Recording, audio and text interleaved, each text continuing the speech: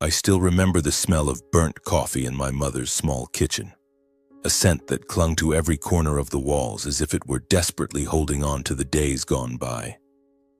That day I was 10 years old, curled up on a chair, my hands clutching a science book I pretended to read.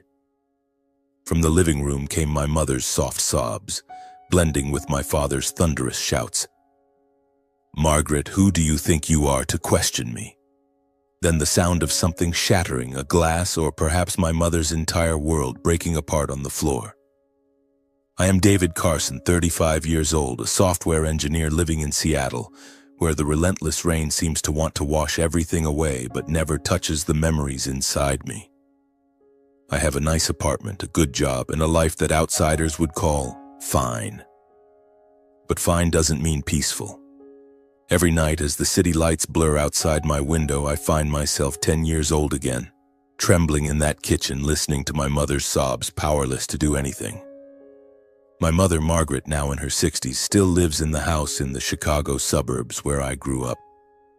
She was once an elementary school teacher, beloved by the children for her gentle voice and stories about the sparrows in the garden. But behind that smile were scars that never healed. My father, James Carson, was a charismatic man who worked in real estate. He always wore crisp suits, his hair slicked back impeccably, and a smile that made people trust him easily. But I knew that behind that fake smile was nothing more than a cunning wolf. You might think I'm a terrible person for speaking about my father this way. But I believe you'd feel the same if you knew what he did to my mother. My father was the man my mother once loved passionately, but he was also the one who shattered her heart with affairs, arguments, and blows that still echo in my dreams. In rare moments when she opened up, my mother told me she believed he would change, that somewhere inside him there was still a trace of love for her. But I didn't see it. All I saw were the bruises on her arms, the times she bowed her head to hide her tears. Despite how much my father hurt her time and again, I still don't understand why she didn't leave him. Perhaps she still loved him. Or maybe she wasn't strong enough to cut the ties that bound her to him for so many years. I don't know. I don't have the answers.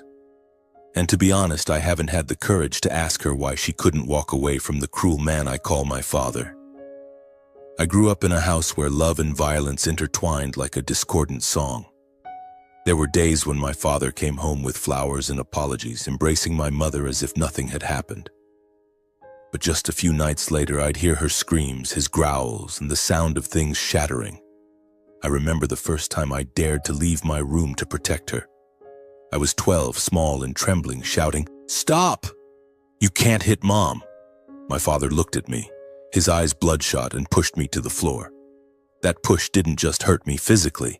It carved into me a sense of helplessness, the feeling that I'd never be strong enough to protect the person I loved. I left Chicago to attend college in Seattle and stayed to build my life here. I call my mother every week, listening to her talk about her garden, the sparrows, and trivial stories that mask her sadness. She rarely mentions my father, but when she does, I hear the conflict in her voice. Love, fear, and hope all tangled together. I want to scream to tell her to leave him, but every time I try, she just gives me a sad smile and says, "I'm fine, David, I don't want you to worry." It was a rainy day in Seattle, the kind of downpour that makes you want to curl up in a blanket and forget the world. I was sitting in my office, staring through the window at the misty buildings when my phone buzzed. It was my mother's number. I smiled, thinking she might be calling to tell me about a new flower in her garden.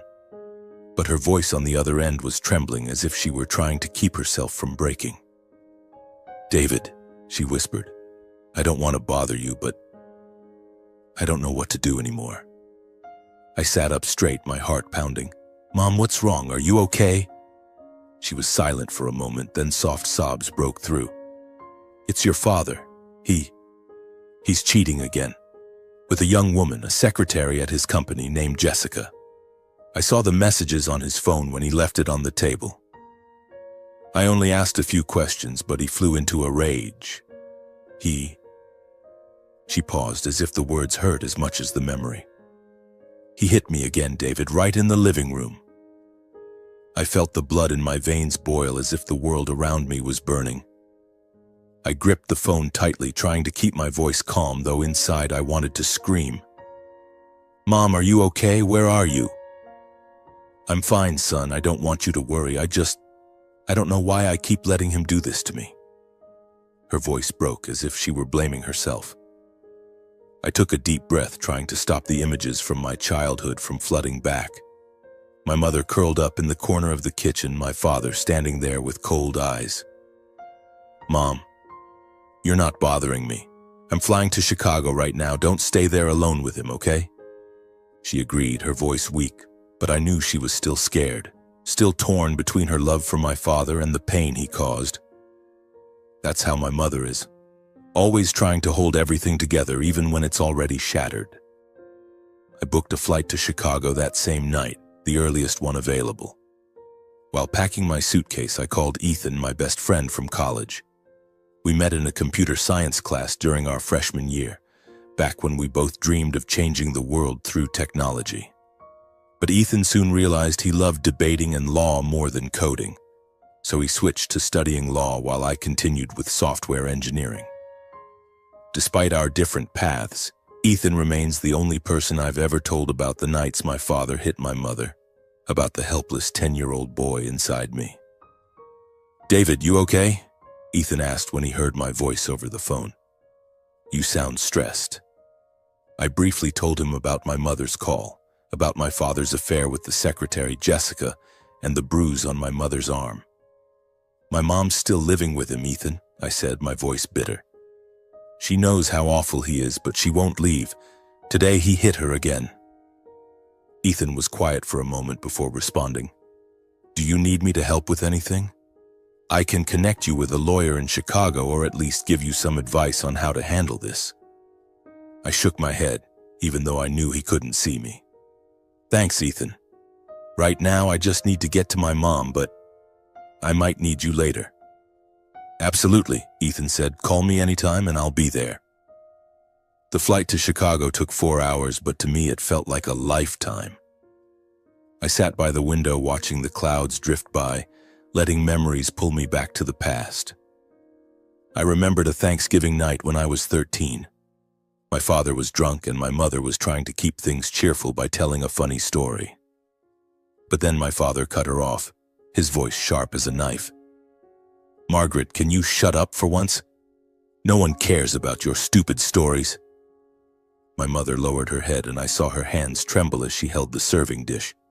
I wanted to stand up to scream in his face, but I just sat there, silent like a coward.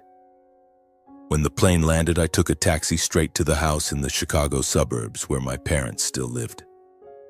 The small house sat on a quiet street lined with maple trees that blazed red every fall. I knocked on the door, my heart pounding, unsure if my father was home. When my mother opened the door, I barely recognized her. She was thinner than the last time I saw her, her hair grayer, and her eyes carried a deep sadness. "David," she said, hugging me, her voice choked with emotion. "You didn't have to come. I'm fine." I held her hands, feeling her frail fingers. "Mom, I'm here now. You don't have to go through this alone anymore." We sat in the living room, the soft yellow light illuminating old family photos on the wall. There was one of the three of us, taken when I was little, smiling brightly at a barbecue. Looking at it, I wondered how my mother could stay when every day with my father was another day of suffering. My mother told me more about what happened the day before. "I didn't mean to snoop through his phone," she said, her voice low.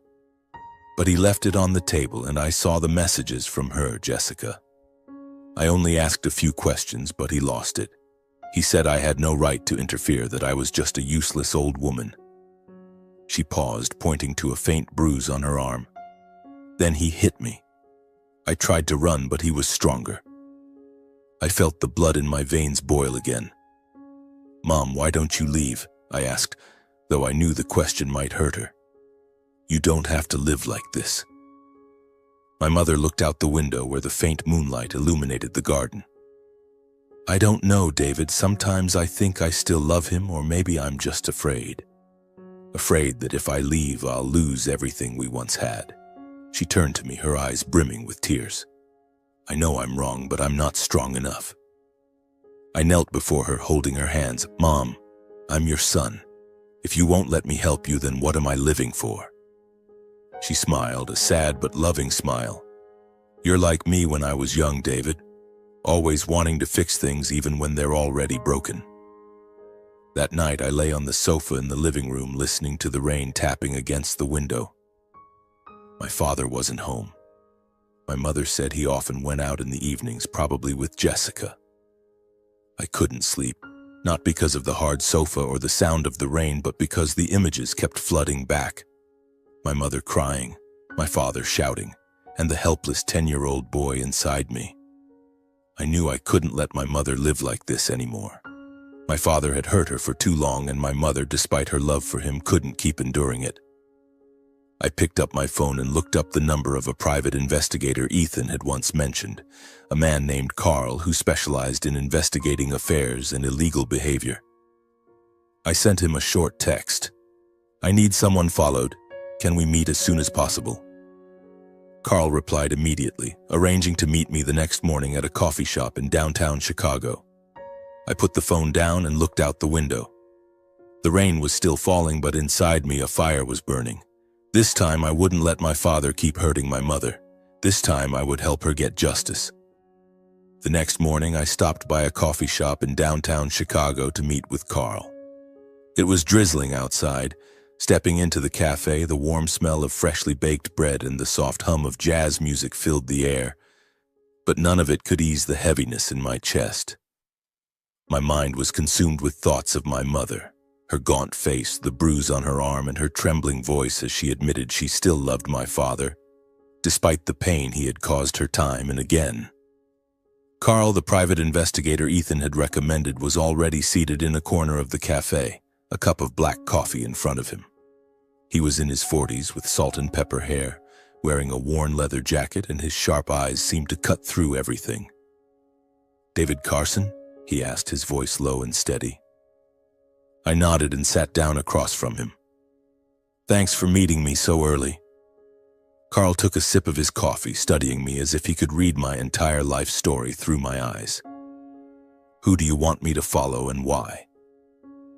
I briefly told him about my father, James Carson, about his affair with the young secretary named Jessica, about the times he hit my mother, and about how my mother stayed despite her suffering.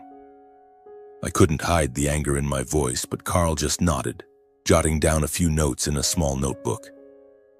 "I need specifics," he said. "Address, his schedule, anything you know about this woman." I gave Carl the details about my father's real estate company where he worked, and a brief description of Jessica based on what my mother had told me. Young, blonde, a secretary. "I want proof," I said, my hands clenching under the table. "Proof of the affair, and if possible, of what he's done to my mom. I want him to pay." Carl raised an eyebrow. "Pay how? Legally or some other way?" I hesitated. Part of me wanted to rush over and punch my father in the face the way he'd done to my mother for years. But I shook my head. "Legally, I want to do this the right way. My mom deserves to be safe, and he needs to be held accountable." Carl nodded. "I'll start right away. I'll tail him, take photos, record anything if I get the chance. If he's up to anything shady, I'll find it. But you need to be prepared. These things are rarely simple." I knew he was right. My father wasn't someone who could be easily dealt with. He had money, connections, and always knew how to slip out of trouble. But this time, I wouldn't let him win. Back at my mother's house, I found her watering the plants in the garden, her thin sweater dotted with raindrops. She smiled when she saw me, but the smile couldn't hide the exhaustion in her eyes. "Have you had breakfast yet?" she asked, as if everything were normal. I sat down on a wooden bench in the garden and pulled her to sit beside me. "Mom, we need to talk. About Dad." My mother stiffened, her grip tightening on the watering can. "David, I don't want to make a big deal out of this. He's not always like that. There are days when he's still good to me." I took her hand, feeling it tremble. Mom, those good days don't make up for the days he hits you. You can't keep living like this. She looked down, her voice barely a whisper like the wind. I know, but I'm scared, David. If I leave, I'll lose everything, this house, the memories, and maybe even him. I know you don't understand, but I've spent my whole life with him. I wanted to scream to tell her that my father didn't deserve her love, but I held back. Yelling at her now would only make her retreat further. Instead, I said, Mom, I'm not asking you to leave right now, but I want you to be safe. I've hired someone to follow Dad. If he's doing something wrong, we'll have evidence to take him to court. My mother's eyes widened. Court? David, I'm not sure I want that. It would make everything so messy. I know, I said, softening my voice. But you deserve to live without fear. Let me help you, okay? She was silent for a moment, then nodded, though I could see the hesitation in her eyes. I knew convincing her to walk away from my father wouldn't be easy, but I had to start somewhere. Over the next few days, I stayed in Chicago, sleeping on the sofa in the living room.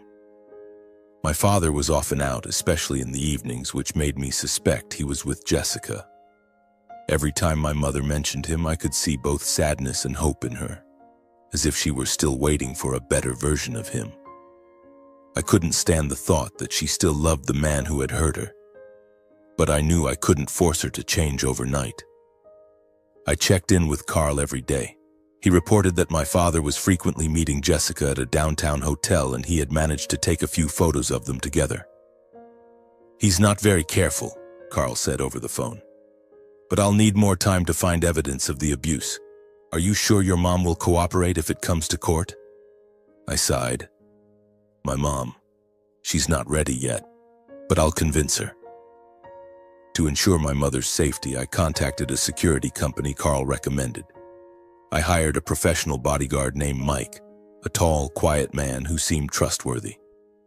I explained the situation, and Mike agreed to keep an eye on my mother from a distance, ensuring her safety when my father was home. If he lays a hand on her, I'll step in, Mike said, his voice firm as steel. I felt a slight sense of relief, but the worry in my heart lingered. I also looked into organizations in Chicago that support victims of domestic violence.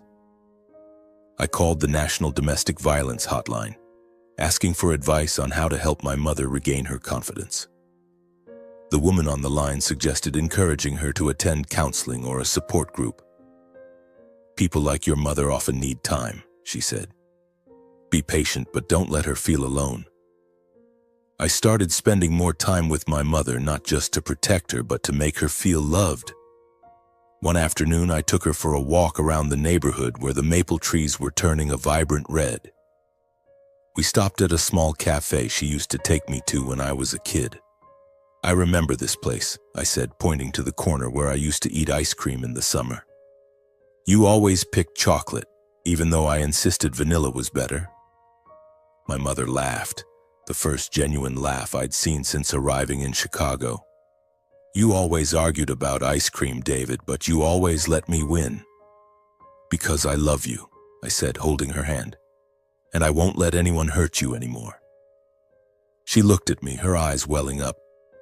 You're the best thing in my life, David, but I'm scared. Scared that I'm not strong enough to change. I'll help you, I said. I promise. But this journey was far from easy. One evening, as I was checking emails from Carl, my father came home early. I heard the front door slam, followed by his voice booming from the living room. Margaret, what did you do to the kitchen this time? Can't you do anything right? I jumped up, my heart pounding. My mother was in the kitchen, and I saw her shrink back as my father stormed in. James, I was just cooking, she said, her voice small, almost apologetic. I stepped into the kitchen, positioning myself between her and my father. Dad, stop it, I said, trying to keep my voice calm. You don't need to yell at her like that. He looked at me, his eyes as cold and sharp as they were years ago. David, this is my house. I'll say whatever I want. Did you come here to start trouble? I clenched my fists, feeling the terrified 10-year-old boy creeping back, trembling before him. But I wasn't that boy anymore. I'm here for Mom. If you touch her again, I won't let it slide." My father smirked, but I saw a flicker of unease in his eyes. "You're threatening me? You're just a kid who knows how to code."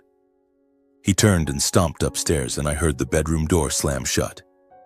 My mother grabbed my hand, her voice shaking. "David, don't do that. I don't want you and your father fighting." "Mom, I can't let him keep doing this," I said. "You have to let me protect you." She didn't respond, just lowered her head, and I knew she was still wrestling with herself. A few days later, Carl called, his voice tinged with excitement.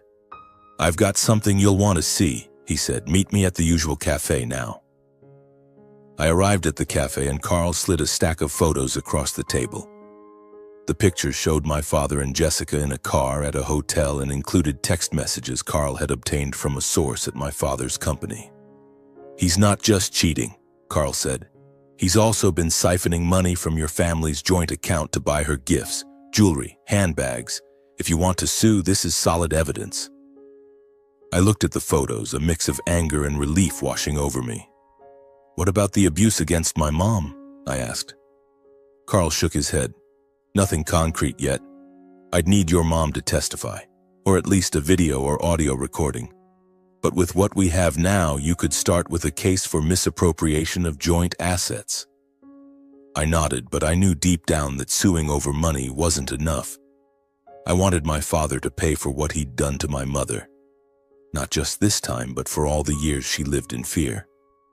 I began planning to get my mother out of the house. I found a small apartment in Chicago near the home of an old friend of hers, Ellen, who used to be her colleague at the elementary school. Ellen agreed to let my mother stay with her temporarily if she decided to leave. "Margaret is a strong woman," Ellen said when I called, "but she needs someone to remind her of that."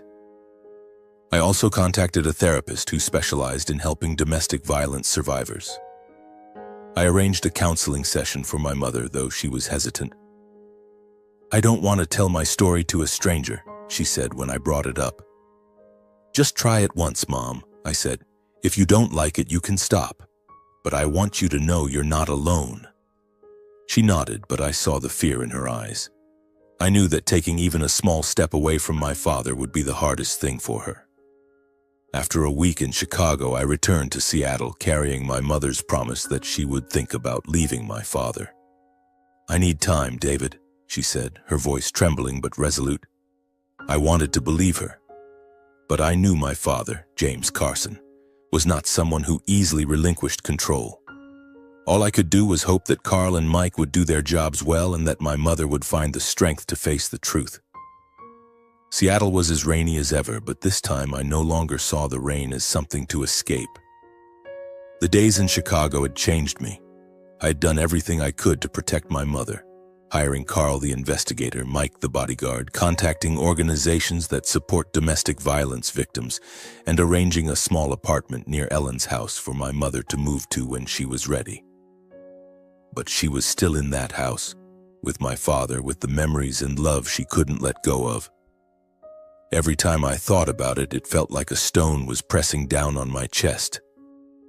I went back to my daily routine, but my mind was consumed with thoughts of my mother. Every day I checked for updates from Carl, who was still tailing my father, and his secretary, Jessica.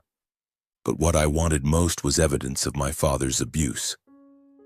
Carl said that was the hardest part. "Your mom needs to testify, or I need to catch him in the act. But it's best if she speaks up," he said. I knew convincing my mother would be the biggest challenge. She still loved my father, or at least a version of him I had never seen. Every time I called, I tried to draw out her strength, but she always deflected. "I'm fine, David," she said, though her voice trembled. "Don't worry about me." Then one evening, as I sat in my apartment watching the rain fall outside the window, my phone buzzed. It was Mike, the bodyguard. His voice was urgent, unlike his usual calm demeanor. "David, I just restrained James. He attacked your mom in the kitchen. I've called the police. You should come to Chicago now." My heart stopped. "How's my mom? Is she okay?" "She's fine, just a few bruises. I stepped in time. The camera you asked me to install caught everything. You need to come talk to her. She's shaken up, but she needs you." Okay, I'll catch the earliest flight. What about my dad? Where is he? I asked, my voice laced with worry. Mike said my father had left the house after he intervened. My father had tried to attack Mike but wasn't able to overpower him. After the call, I booked a flight immediately, the latest one to Chicago that night. While packing, I called Carl. Mike said he has the incident on camera. Do you need anything else? Carl responded, his voice tinged with excitement. I've got enough, David. Besides Mike's video, I have photos and messages between your dad and Jessica, receipts from the joint account, and a statement from one of his colleagues saying he bragged about controlling your mom. If your mom agrees to testify, he won't get away. I hung up, feeling a mix of anger and relief. My father had gone too far, and this time he would pay. But I knew the biggest challenge was still my mother. She needed the courage to face my father, the court, and herself. The plane landed in Chicago at midnight. I took a taxi straight to my mother's house, my heart pounding. When I knocked, Ellen, my mother's old friend, opened the door.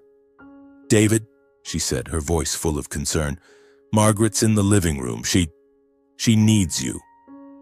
My mother was sitting on the sofa, clutching a thin blanket, her face pale.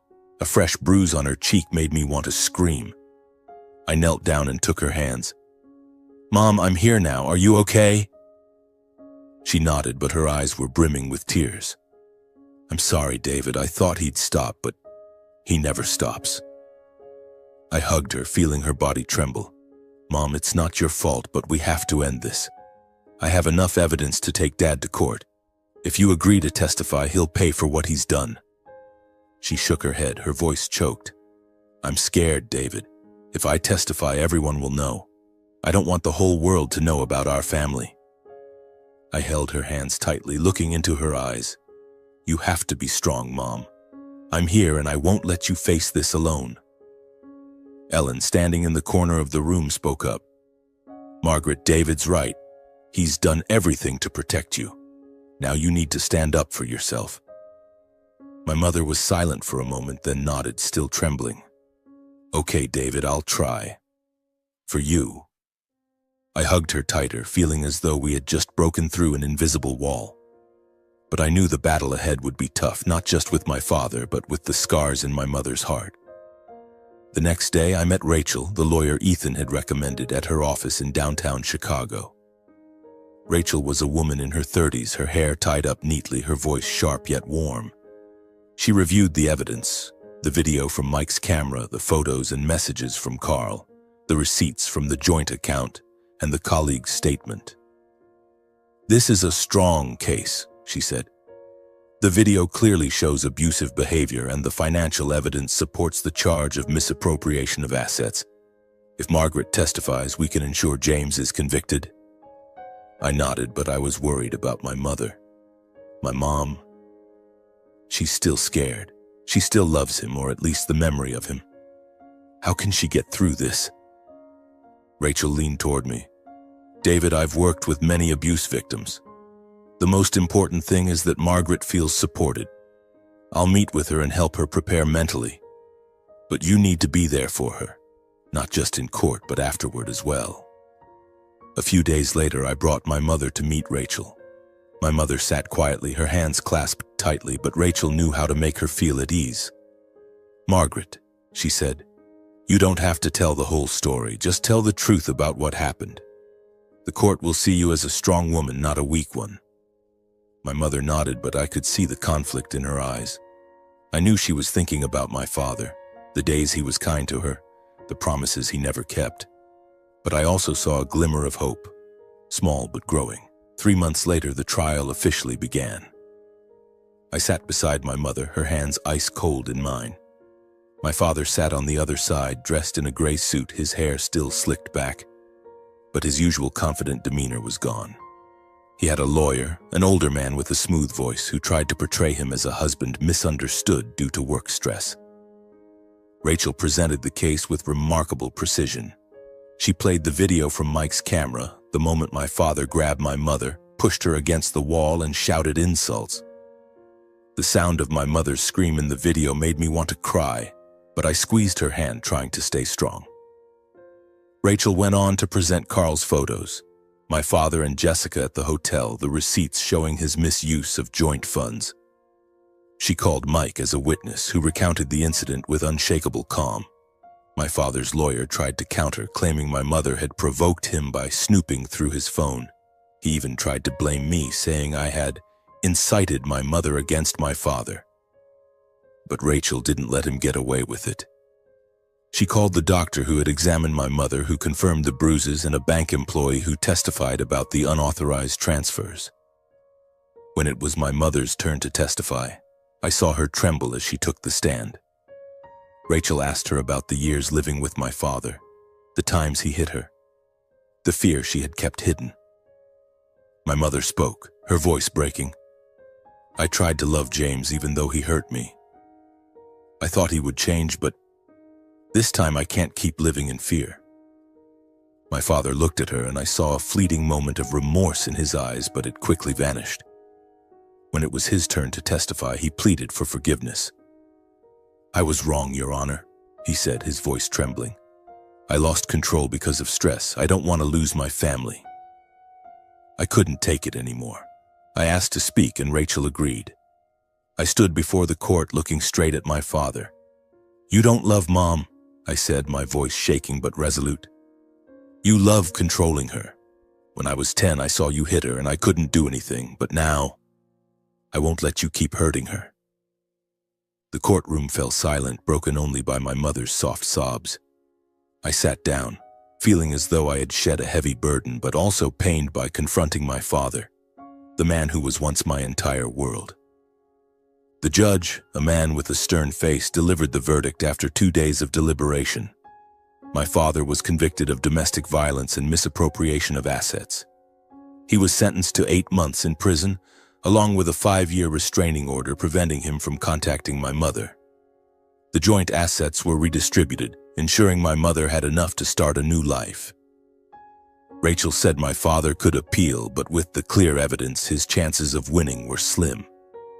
As my father was led away, he looked at my mother, his eyes a mix of anger and desperation. "Margaret, you'll regret this," he said, but my mother didn't look back. She held my hand, and for the first time I saw her stand tall, as if a part of her burden had been lifted. Outside the courtroom, I saw Jessica standing in a corner of the hallway wearing a red coat, watching my father being led away. She said nothing, just turned and disappeared. Later, I heard she had left Chicago, abandoning my father once his reputation and wealth crumbled. I wasn't surprised. After the trial, I stayed in Chicago for a few more days to help my mother move to the apartment near Ellen's house. The apartment was small but bright, with a window overlooking a park. My mother started arranging her potted plants, and I saw her smile, though it was a small one. "I'll be okay, David," she said as I prepared to return to Seattle. "Thank you." I hugged her, feeling as though I had rediscovered a part of her I thought was lost. "You don't need to thank me," I said. "I just want you to be happy." And that's the story I want to tell you about the journey my mother and I took together to reach a brighter future. I only hope that every woman in this world can live in a happy, fulfilling marriage. And if they find themselves in pain, I hope they can find the strength to stand up and reclaim justice for themselves.